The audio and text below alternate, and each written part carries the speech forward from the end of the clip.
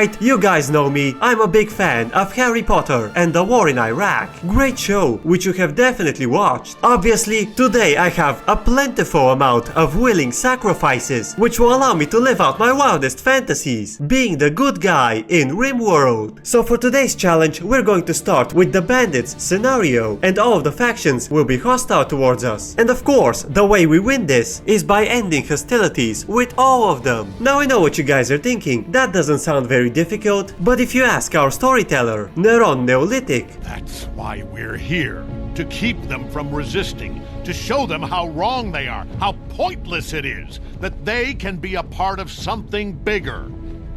Or die. And losing is fun, because other difficulties physically don't exist. As the good guys, we're going to free all of the slaves we come across. Additionally, we hate death, violence, and all other bad guy activities. And of course, we have the dollar store versions of your favorite characters from the war in Iraq. Troy Mustang, Ted, Elric, and his brother Dalphonse, who is a war casket. And just in case you're wondering, there is no one inside. Oh my god guys, it's just like the show. The only thing we're going to start with is a fire wand, which unfortunately doesn't come in the shape of a lighter. We are using Rimworld of Magic, allowing us to have a fire mage, a geomancer, and an enchanter, which will give us the ability to transmute children into blown up children, just like the good old days in Iraq. But first things first, we need to set up a proper base. As Ted and Troy are doing that, Dalphonse will be in charge of hunting, as we didn't bring any food with us. Granted, Dalphonse did have 5 bottles of gin and a go juice just randomly in his pockets, which is a weird thing to have, especially when you keep in mind he's 14. But to be fair, he is locked in a suit of armor, unable to feel the breeze on his face or his penis, and his main function will be crush small animals' heads. He's gonna be fine, you guys, because just like the rest of us, he's one of the good guys. Also, we're going to make some clubs, as I really wish to amplify the crush small animals experience. Realistically, if a 14-year-old boy can't beat it properly, what's the point? Am I right, guys? Additionally, I would like to not murder our attackers, so we can nurse them back to health and set them free, which will be the main way we improve relations with all the factions. Alright, it's time for us to hunt some rhinos as a team, because that's what the good guys do, and also miss. Alchemic Jesus. Let's give it another shot. Alright, so this is the basic strategy. Dalphonse will eat all of the damage, and Ted will isolate our enemies, whilst Troy lights them up. Now that's pretty good. If we ignore the fact that Ted is missing an eye, I hope he doesn't get an infection, as we don't have any medicine and he's the main character. Personally, I would hate to be stuck here with War Criminal 1 and I crush small animals for fun. But we did manage to catch some pretty big game. Remember guys, 16-year-olds can walk off pretty much anything. Additionally, Troy managed to learn Inner Fire, which is an aura that gives all the nearby colonists heat resistance, natural healing, mental break resistance, and some cold resistance. This isn't antibiotics, but a close second. Also, we're gonna upgrade Dalphonse's Transmutation, allowing us to transform useless items, such as these alkaline leaves, into nutrient paste meal. And I just wanna clarify, he will continue to hunt down small animals, but it's just for fun at this point. And with some practicing, we can level up even more, allowing us to make meals out of every corpse. And of course, the bigger the stack, the bigger the value. Wait a minute, he transformed it into pemmican. Ah man, this transmutation thing is just gambling, isn't it? And it's time for us to name our faction. We're obviously the good guys, and this is most certainly central. Oh no, a raid! And just as Dalphonse was about to stomp a red panda, which you weren't supposed to see. But come on guys, he's 14 and can't feel his penis. Ah, but that doesn't matter, we have to defend ourselves from our first enemy, Fauto, a 35-year-old man. Wait a minute, he's walking directly into the insect hive. That's a bit random, but it's probably for the best, as I don't feel like Dalphonse is in a good mental space right now, and having to fight an adult man to the death might not be the best activity for a 14-year-old boy. I mean, look at that idiot throwing his life away, completely oblivious to the gifts he possesses, such as being able to feel your penis. What an idiot. I mean, our favorite gentle giant can only feel the animal skulls popping hiding underneath his boot. Someone should really talk to that kid. I mean, it's not gonna be me. I'm too scared. And now that the bugs are asleep, we can finally save him. Oh, it's too late. But on the bright side, we can get some jerky and a steel club. That's definitely a something. And the base is taking shape. But I know what you guys are thinking. What happens if we transmute a dead person? Well, he becomes more food. Obviously. Oh no, it gives us the I butchered a human mood debuff. This honestly reminds me of that one Captain America scene when he was all like, "You know what I hate about myself?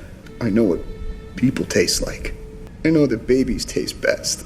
Anyway, we're going to bury these 3 random corpses at the center of the map, so we don't have to look at them, just like the good old days in Iraq. A shuttle crashed, we have to rescue them and save their lives. Oh my god guys, the very first good guy thing we did this entire playthrough. I just really hope we can feed everyone, as the rice isn't ready just yet. And one of them is healthy and ready to leave. Just look at us, not kidnapping injured people for profits, spare organs, slave labor, or the fun of it. And I just realized we can actually transmute full-on plants directly into food. And some refugees are requesting shelter. Of course we'll help. And now we are joined by Rebecca, a 60-year-old lady, and her daughter, the 15-year-old Freya. At least I hope she's her daughter, otherwise it would be really creepy to see such an old lady hanging out with a 15-year-old. And just look at the work go. We can certainly use the help. And Taufons is throwing a party. Hell yeah. I also just realized Freya is of a similar age, and Taufons certainly loves the furry creatures. Come on boy, tell them all about the red panda, the alpacas, and all of the satisfying crunch their skulls make. And everyone got a 10-death party mood boost, being surrounded with women of a similar age. Am I right guys? A visitor is approaching our colony, and it's Rosa Dragonov, a 51-year-old woman that looks pretty suspicious, and she asks to stay in our colony. Wait a minute, she's naked. Of course we'll let her stay. She needs our help. Naked women. Am I right guys? Granted, we will have to make her some pants, as we have 2 teenage boys in our colony. Also, she never eats or sleeps. That's pretty convenient. Now we do need some more fabrics, but that's a good thing, because it gives Taufons a reason to leave the base. But to be realistic, it would be cruel to have a naked lady run around when he can't even feel his penis. Anyway, we have to make Troy our leader, and Ted our moral guide. And we're getting raided by 3 people. An ugly woman, a pyromaniac 18-year-old, and a kind bloke who can't fight to save his life, just like the good old days in Iraq, blasting at the stupid terrorists who are coincidentally 12-year-old children.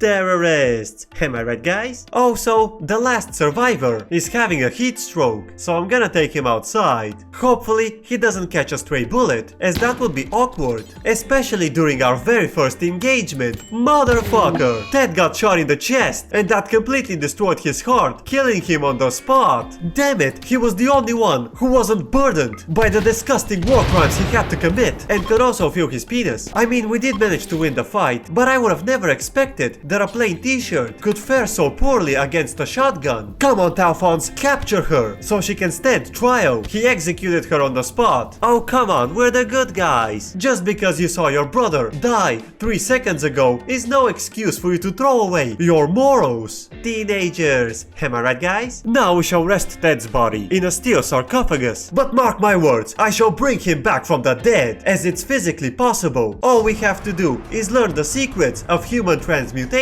This will be a lengthy process. However, I am convinced that he will do the same for us. Which means we have the moral obligation to change the victory condition from ending hostilities with everyone to defy the laws of nature and bring Ted back from the dead. We're also going to make Taufons into our moral guide. Hanging there big guy, because we physically can't stop you if you go crazy and decide to murder us all. And I just noticed Troy and Tau aren't getting along. Probably because he sent his brother to face a shotgun with 0 protection. Realistically, an honest mistake anyone could make. Anyway, let's start converting Dragonov to the good guy ideology. And the last survivor died from a heat stroke. I kinda forgot about him. Whoops. Oh crap, Lynx needs to be rescued because she got mauled by a man-hunting mandrill. Oh no, she died along the way, which means we failed the refugee quest, putting us back down to 3 colonists. Another raid, a single 26-year-old man. How do I know he's single?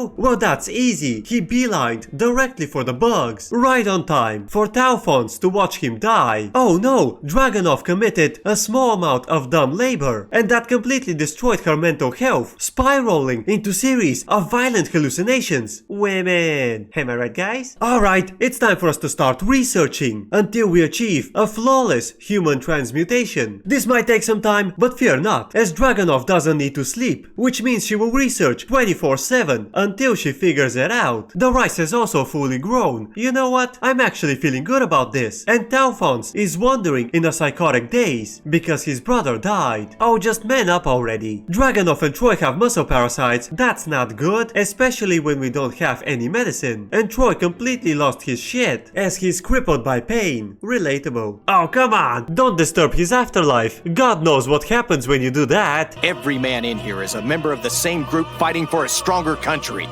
The National Socialist Workers' Party.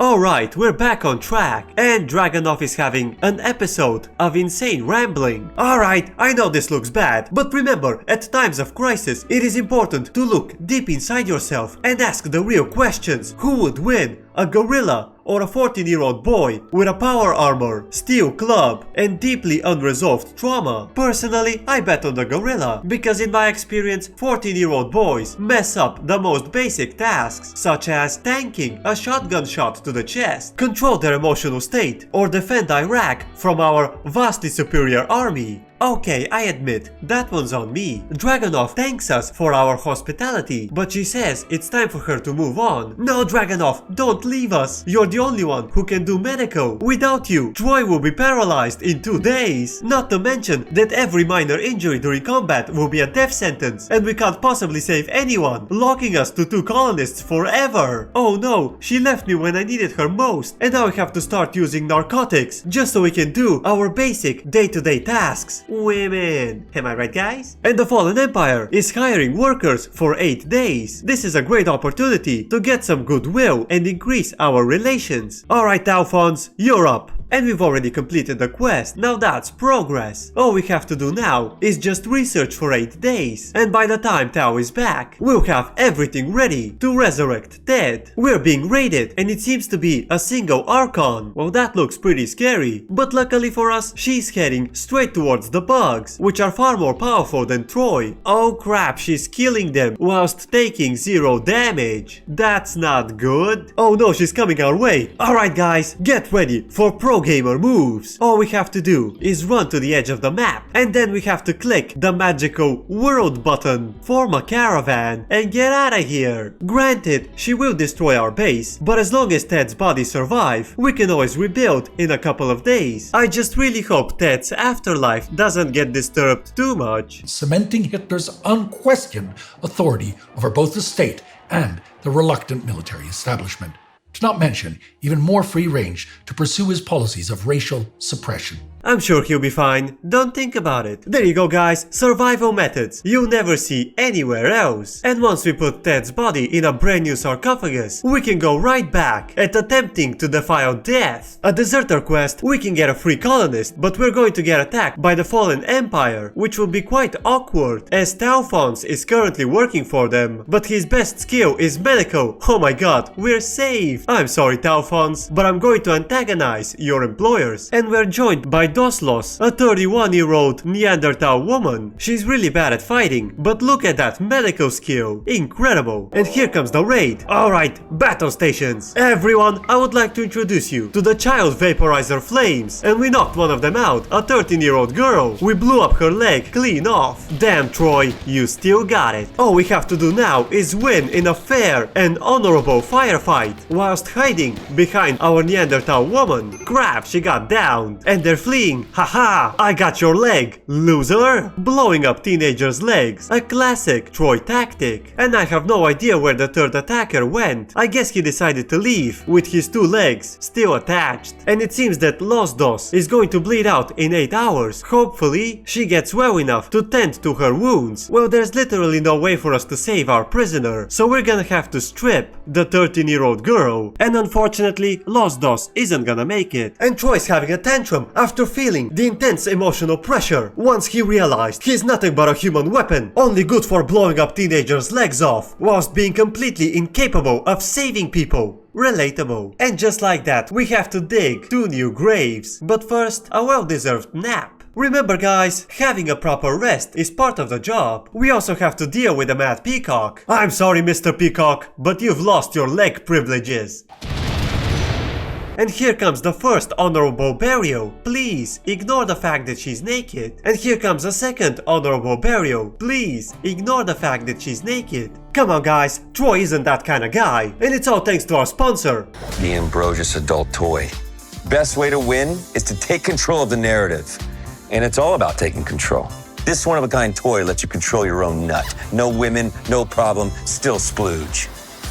Support me, your prostate health, and go get your Ambrosius adult toy now. Trust me guys, it really works. Anyway, it is time for us to take off the Amestris uniform and dress up as a 13-year-old girl just begging to get her legs blown off. Because that's the kind of guy Troy actually is. A crashpot, oh my god, we have to rescue him. Or just take him inside as we watch him bleed out. Which is almost the same thing. And Talphonse is back. Finally, we can commit murder without adding to my emotional baggage. And of course, it is time for another honorable burial. Please, ignore the fact that he's naked. Talphonse can't feel his penis. And we're being attacked by roaming monsters. And it seems to be a bear chicken. Ugh, that's not the law of equivalent exchange. Talphonse has been ambushed by a wolf chicken. Okay, chickens have clearly gone too far. And now to take care of the bear chicken. Kill it with fire. That's what I always say. And it seems that we can have some refugees. Out, take them. And we're joined by 23-year-old Melania, who can actually do medico. And a 42-year-old man, Tushniakov, who can really do medico. I mean, they can't fight to save their lives, but that's perfect, as our other 2 colonists are certified killing machines. Things are finally looking up, and we're being raided by a single guy. A 22-year-old bloke with a Glock is no match for our Talphonse, who can knock him out, and after we provide the necessary medical treatment, he killed him on the spot. Oh, come on. It feels like I have to talk to him at this point. Well, not this point in particular. He just killed a man. What if he goes crazy and kill me too? I should probably give him some space. And we got joined by 2 Megaslavs, and I'm gonna make one of them into lunch. Betrayal? Oh no. Alright, listen up Talphonse, don't murder them this time, as they're the only medical staff. He killed her on the spot.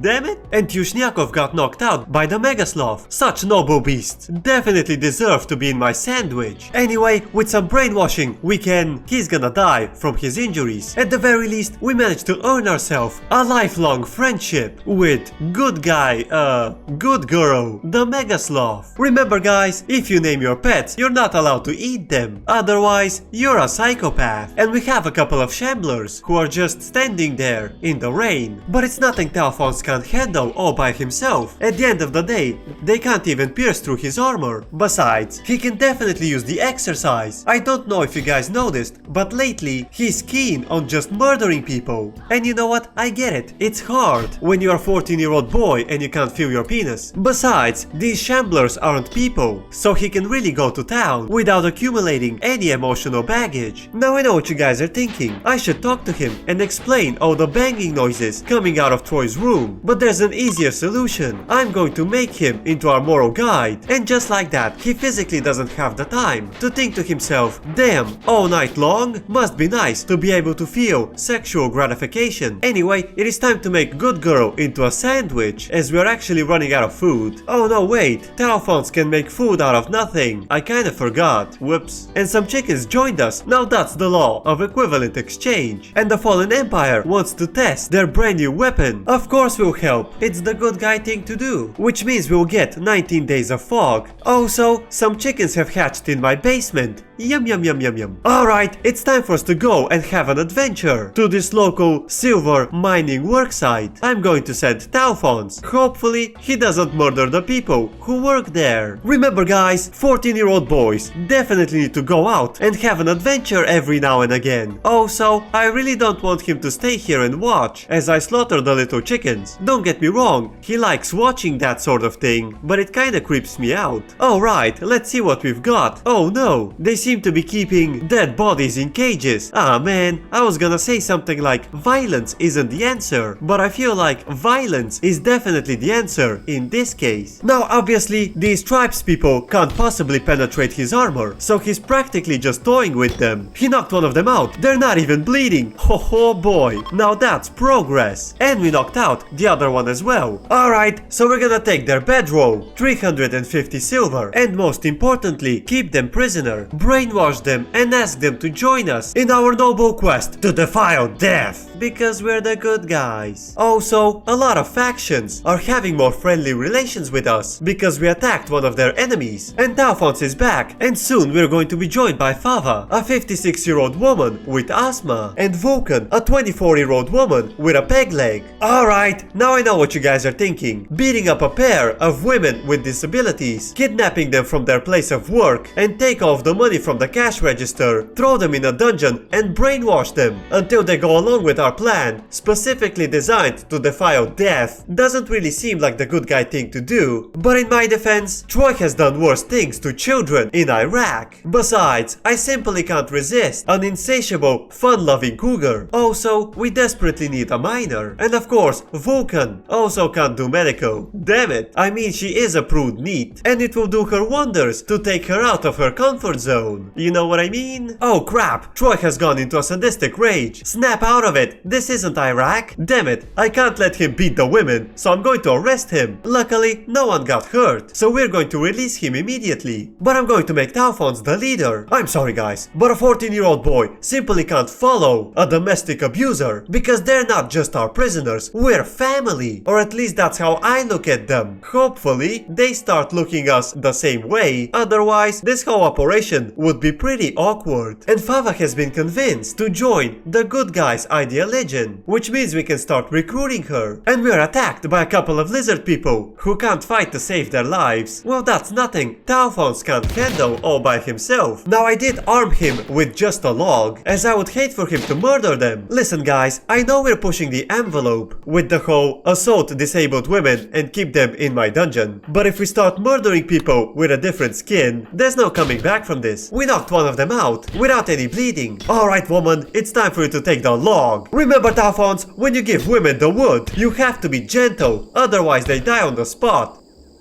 He killed her on the spot. Well, at least we managed to capture one of them. And a 17-year-old girl is requesting our help. Of course we'll let her stay. She will bring a heat wave, but it's nothing we can't handle. And now we're joined by Aliak, a 17-year-old drunken master who can actually do medical. Now I know what you guys are thinking. Am I going to use her as meat shield in our next encounter? Of course not. We're the good guys. Please ignore the prisoners in my basement. And I'm also going to make Troy into our moral guide. Please ignore the fact that he is wearing the clothes of a 14-year-old girl he murdered in cold blood and then buried in our backyard, as he has a proper moral character. And finally, we can use the best medicine in the game to take care of Troy's muscle parasites. Both Troy and Taufons are wandering in a psychotic daze, leaving the survival of our entire colony in the hands of a 17-year-old girl. Relatable. Alright, we're going to let Vulcan go, as we physically can't feed everyone. Besides, she has one leg. I'm not the type of guy to hold disabled women prisoner. I'm the type of guy who will let them go in the wild all by themselves, as I believe in them. Oh crap, Azik is going wild because he feels chained in our basement, which means we have to beat him up in our basement while he's chained. Oh no, wait a minute, he's a drug addict. Yeah, that makes more sense. Anyway, we can finally solve our food shortage, and we found some zebras, which means we have to hunt them down, as they're full of beer, chocolates, and other wild animal things, such as this cloth ceremonial hood, which we're going to give to Aliak. And now she looks like a part of an organization hellbent on defiling death, and also coincidentally has prisoners in their basement. Also, I'm starting to think I should let Azik go. Taufons is young and impressionable. What if he starts thinking that people of a different skin are more aggressive? Granted, I can explain to him that using narcotics is bad, but as he will never be be able to feel his penis, it would be cruel for him not to try at least once. And a new colonist just fell from the sky, a 61-year-old Lizzie, a kind fisherman who is really good at mining. I'll take her. Oh no, she's some form of a slave-driving, anti-technology type person, so we're gonna have to brainwash her as well. We also found an anima seed, which means we can plant it in front of our base and we can get the super magical fancy tree. I'm not really sure what it does, but it looks pretty cool. And Lizzie completely abandoned her evil ways, probably because she has zero intelligence. It's time for us to recruit her. And there's some beggars knocking on our door. Of course we'll help them. We're the good guys. And it's time for us to mine the Jade asteroid which fell like a year ago. We're getting attacked by the Empire. That's alright guys, thanks to Dalphonse's massively thick armor compared to the enemy's weapons. This battle will be exactly like my sex life. That's right, there'll be no penetration happening. Dalphonse killed them both at the same time. Now that's the law of equivalent exchange. A weapon cargo pod, and it has a nerf spike, which is a crossbow that stuns the enemies. That's pretty cool. And also an elephant tusk made into a sword. Obviously, I'm going to give it to Dalphonse, as I firmly believe that every man deserves to feel some penetration. We have a distress beacon, we certainly have to help them. Alright Dalphonse, it's time for an adventure. Another crash pod, but there's a guy in it. We certainly have to nurse him back to health. And Dalphonse has arrived. Ah, it's the gross flesh things. Now obviously these monstrosities can't actually do any damage, but this whole thing netted us 3 batteries, allowing us to finally have electricity. And we're also ready to release the crash pod guy, who will tell everyone how we rescued him and allowed him to stay in the basement with the women. And Lizzie decided to join us, and in a sign of trust, I'm going to give her an automatic weapon. And Dalphonse is back, allowing us to have a reliable electric power, so we can get a freezer and stop living in a cave lit by torches. And I just noticed Dalphonse is 17 now, and for his great work out there, I'm going to reward him with the last bit of yayo. Now I know what you guys are thinking. Giving illegal narcotics to an impressionable teenager as a reward can't possibly be good for his mental health. He's gonna be fine. Have some faith. And Fava decided to join, and I'm going to give her the nerf crossbow. Lizzie got all of the gold, which means we can focus on harvesting uranium. Together with Jade, they're the key components of a successful human transmutation, which Aliak is going to commit to researching. Also, Troy and Tao's relationship is in tatters. Oh come on you guys, we're in this together. And our tree managed to spawn an immature dryad. That's pretty cute. I kinda wanna squish it. An infestation? Crap! Just as I was about to extend the base. Obviously, this is nothing our 2 main characters can't handle, as they're masters of destruction and death. I mean, think about it. Have you ever watched a movie where the good guys weren't really good at murder? Remember kids, if your local politicians keep promising concentration camps and destruction of your enemies, definitely vote for them, as they clearly have the moral character to solve all of your problems, probably with violence. And finally, we managed to research magical circles. We just need to collect a couple of resources. And Fava is calling for a party. Oh my god guys, we're so close, I can taste death crapping its pants. Wait a minute, Fava, our insatiable, fun-loving cougar, flirted with Troy, complimenting his sense of duty. Troy did not respond, probably because he was having a PTSD flashback to the war in Iraq.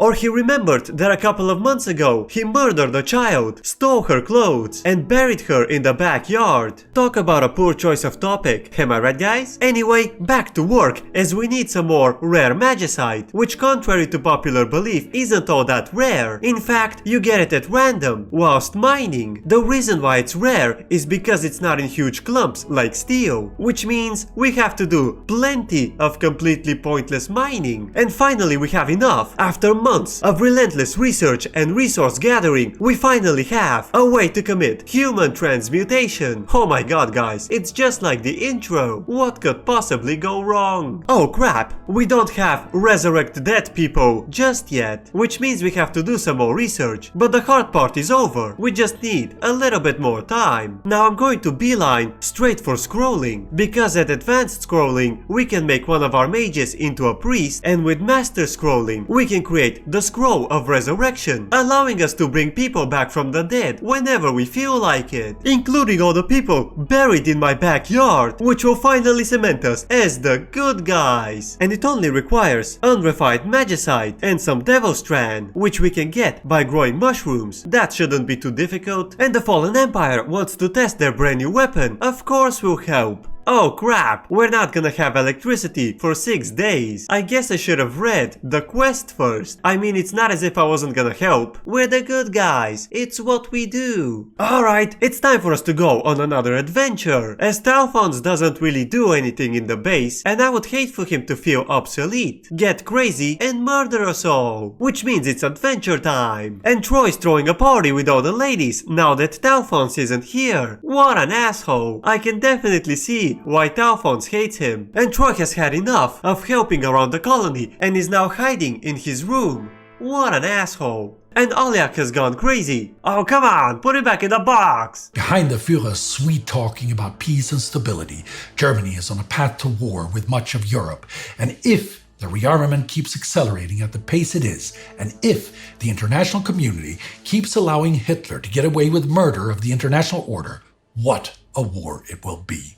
May the gods have mercy on us. This is ridiculous. And Talphos has arrived, so now we can actually try his brand new skill, Polymorph, which transformed 2 of them into animals, and they're fighting each other. Hilarious. This leaves us with a clean 1v1. Alchemic Jesus, I wasn't expecting the flying stabbaroo maneuver, which killed the 65-year-old lady on the spot. Let us continue with fighting the 42-year-old woman with asthma.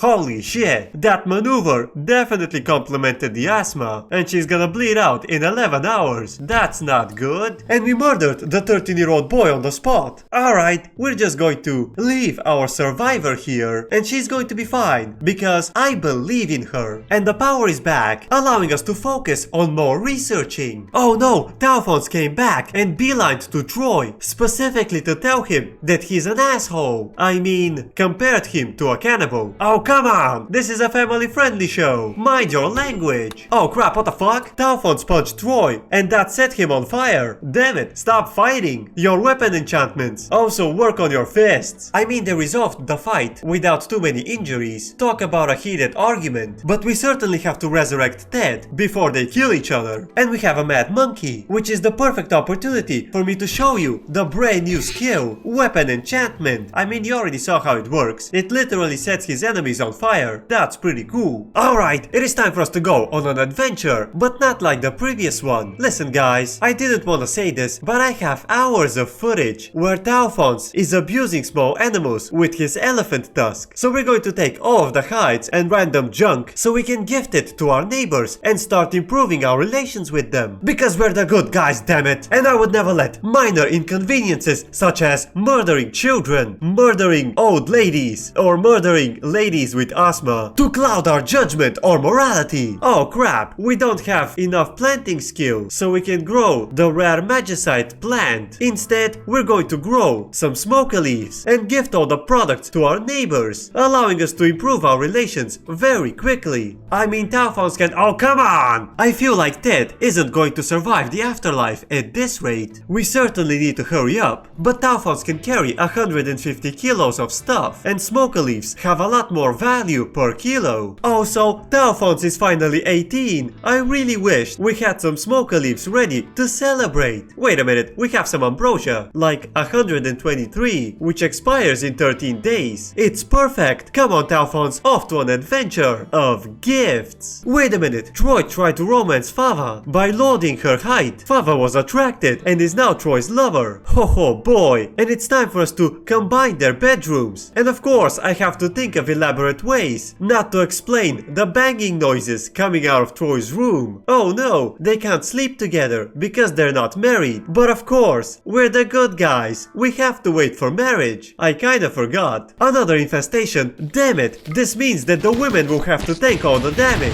Which is a sound tactical maneuvering. I mean, come on guys, you can't discriminate them just because they're women. Put them on the front line and use them as meat shields. That's what I always say about women. Well, that was way easier than expected. Well, I hope you guys learned something today. And now it's time for us to gift gift enough of our ambrosia so we can finally get positive relations with another faction. Oh my god guys, we're doing it. Ted would be proud if he was alive. But with our diligent work, soon he will be. We're also going to build a scribing table so we can make all of our cool scrolls. Now we do have to plant some cotton and get some cloth, but I'm going to queue up the basic essential scrolls such as healing, blink, and cauterize wound, which are pretty self-explanatory. I mean, can you guys imagine being able to heal in the middle of combat? Not to mention that Talfons will certainly benefit from being able to blink, which will certainly complement his jump stabberino set them on fire combat move, which is extremely effective against targets suffering from asthma. And we're getting attacked by some more monsters. A beaver wolf, a chicken horse, a chicken-a-fallow, a chicken cat, and definitely worst of all, a man chicken. Alright, that's it. I have to say it clearly. Tucker is out there, combining different animals together. What a disgusting piece of shit. Which means we're going to get a bonus objective. Find Tucker Carlson and murder him for his crimes against chicken kind, as his actions are unforgivable. Alright, it is time for us to research advanced scrolling, which will unlock the bestest and most powerful spells for each class. And it seems that our friends have a quest for us, and they're also sending help.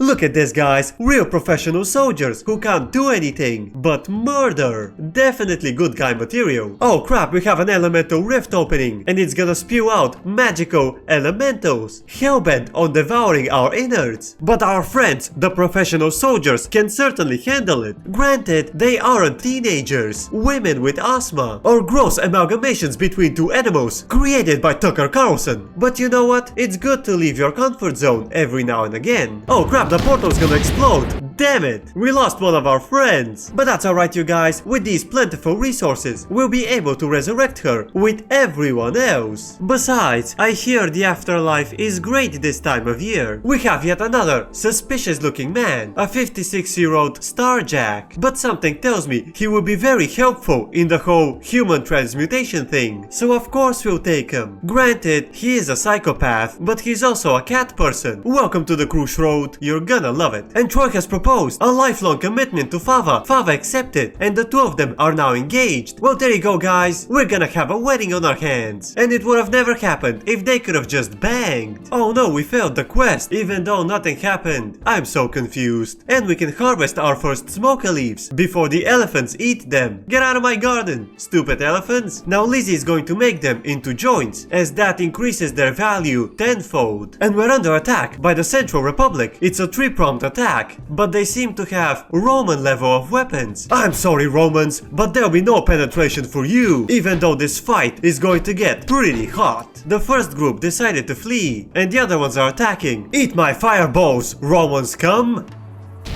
And they're ganking on Talfons. I mean, he is setting them on fire. Damn it, they have a fire spewer. Alright then, it is time for us to fight fire with fire. Alchemic Jesus, that was the most inaccurate shot I've ever seen. But it aggroed the elephant, which was sleeping in my weed. A classic anti-Roman tactic. Alright, Troy just has to run away from the enemy, whilst the women do the bulk of the work. Wait, what? We just killed the Roman senator, which means they'll now have new elections, resetting our relations with them. Classic Roman politics. I mean, they are still attacking us. Unfortunately for them, Talfons has finished off their friends and they're fleeing. Alright. To be honest, messing in Roman politics certainly wasn't in my bucket list for this playthrough, but I'll take it. And our survivor is capable of walking, which means it's time for us to release him, which is a classic good guy thing to do. Oh no, Talfons insulted Troy's hopes and dreams, which is pretty savage. However, they're no longer rivals. They seem to have mended their relationship. Sensing the fact that we're almost ready to resurrect Ted, morale has never been higher. Also, we can finally make Shard of Spirit Extraction, which will allow us to make one of our mages into a priest. All we have to do now is learn how to grow some mushrooms, and we can harvest some of our cotton, allowing us to craft the more basic scrolls, such as the Scroll of Healing, which means Troy will no longer be a a living weapon. He shall also be a living ambulance as well. You know, if Troy had magical water powers instead of magical fire powers, he could have easily become the 911 man. And we're getting attacked. Oh my god, why are there so many? And they seem to be armed with clubs and shivs. Probably because they're poor, but also they're quite the menagerie of different xenotypes. Ah man, I really hate the fact that we're gonna have to fight a mob of poor people with diverse ethnic backgrounds. It just doesn't sound like the good guy thing to do. Not to mention that we're gonna do it with fire. I mean, it's nothing Talfons can't handle, and Troy hasn't already done to children. Oh fuck, they have a paladin. That's not good. Talfons has to subdue him quickly, as they're currently flanking us. Damn it, he's wrecking us from behind. We're getting completely overwhelmed here. Hopefully we can polymorph them, which will buy us some time. Oh crap, the polymorphed enemies. Mode Troy.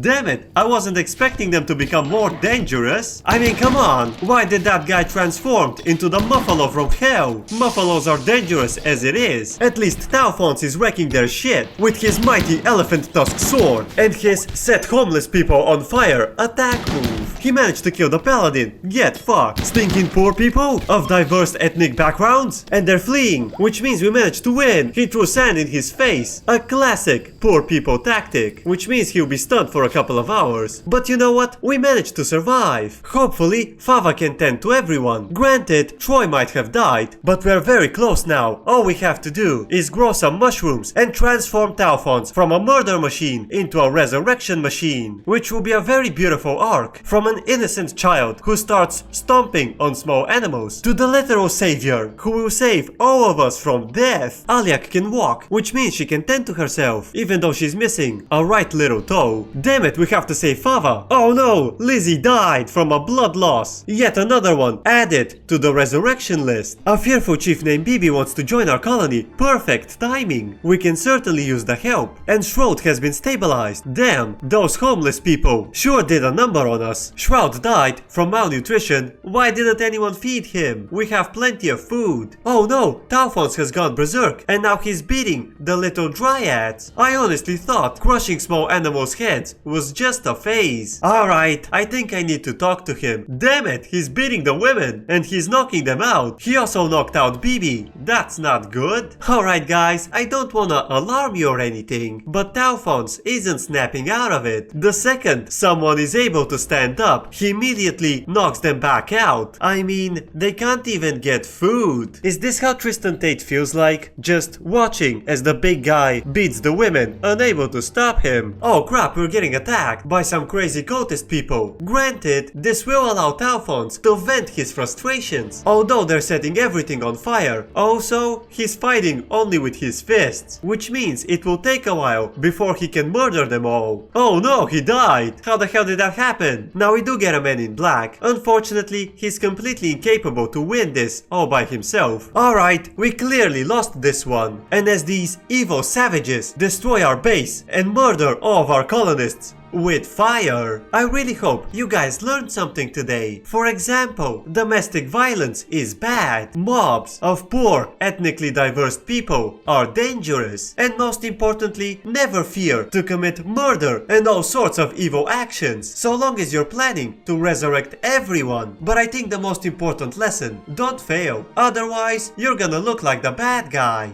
Until next time.